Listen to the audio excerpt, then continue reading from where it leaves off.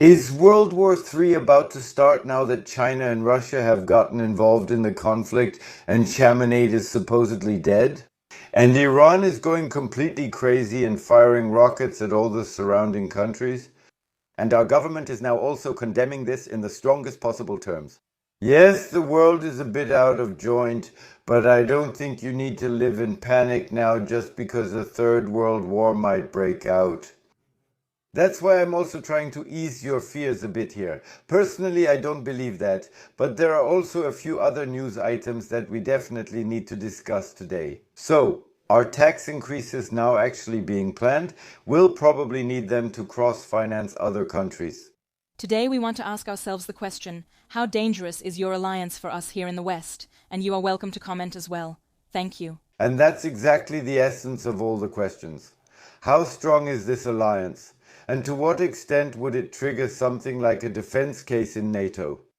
And here we have to look very clearly. Did China help Russia? Did Iran help Russia?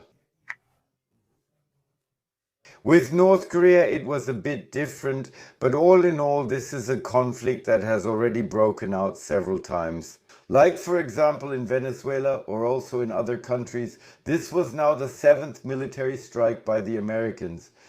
And that's why I think you really don't have to worry at all that a third world war would break out there. Once again, only they are truly covering themselves in glory. By the way, that's the Tagesschau, which actually reports to us that 24 girls are said to have lost their lives. Which, according to a propaganda estimate, was just released by a machine, what Julian Reichelt is publishing. Trump said, and I'm paraphrasing, we're going to take down the regime now. You Iranians have to take to the streets. You have to take over the government now. So, and to pretty much wrap up the topic of Iran for today, because we still have enough news, one thing to the people who so kindly unfollowed me, it's absolutely no problem, but I want to tell you one thing. Since this morning, I've been sitting in front of the computer gathering all the information. I haven't seen any panicked people running around. Maybe here and there, yes, and maybe I did see 1 or 2 injured people here and there. But the fact is, in Iran specifically, not in other countries. And I know that images are being manipulated here, like for example in reports from Tagesschau. The only thing I have seen is that people are out on the streets celebrating, not just in Germany, but really all over the world. But what I have also seen are the harshest threats coming from Russia, from China, from the so-called Brazil, Russia, India, China, South Africa countries, as I just mentioned. At the moment, there is nothing more than threats to report. And that the British now have their jets in the air to secure Europe.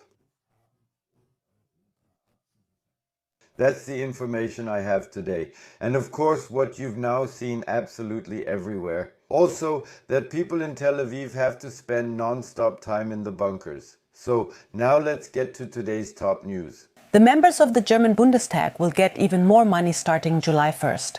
The allowances will automatically increase by 4.2%, which is about €497 more per month. At the same time, there was a report from Die Welt this morning, but it has now disappeared. That Lars Klingbeil and also Friedrich Merz have agreed that there will be tax increases in Germany, and that these, brace yourselves, will come by the end of the year.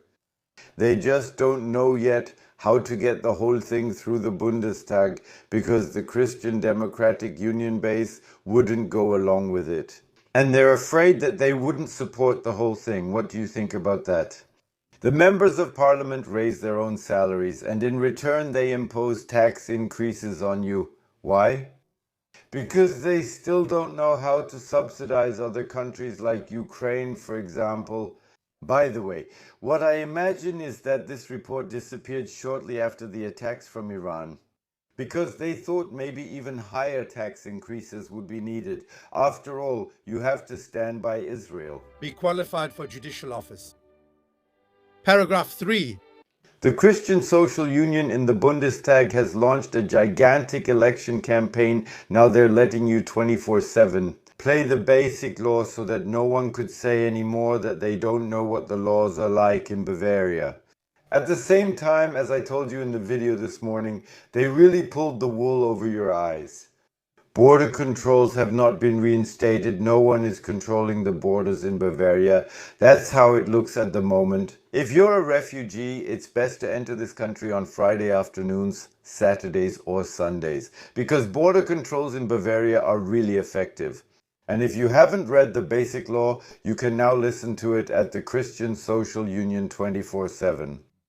The number of unemployed people is still above the 3 million mark. Specifically, there were 81,000 more unemployed people than in February of last year. And they are not willing, as Berbelbach said again, to continue saving on social benefits to build up this economy, to bring money into the economy. I would like to repeat it very briefly. Tax increases will now be necessary because otherwise the remaining 130 billion cannot be paid by 2029. And today I would like to end my video with someone who will give you my personal conclusion. Please stay tuned and let me know how you liked it.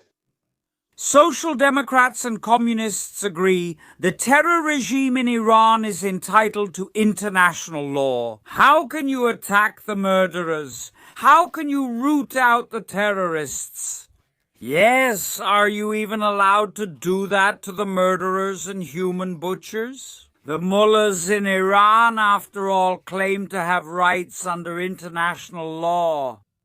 Those are decent Islamists of today, on whose side you absolutely have to stand. If you are a convinced National Socialist, that is a Nazi, or an International Socialist, that is a communist or a socialist, the horseshoe theory strikes again. The socialists are united. And where does socialism show itself?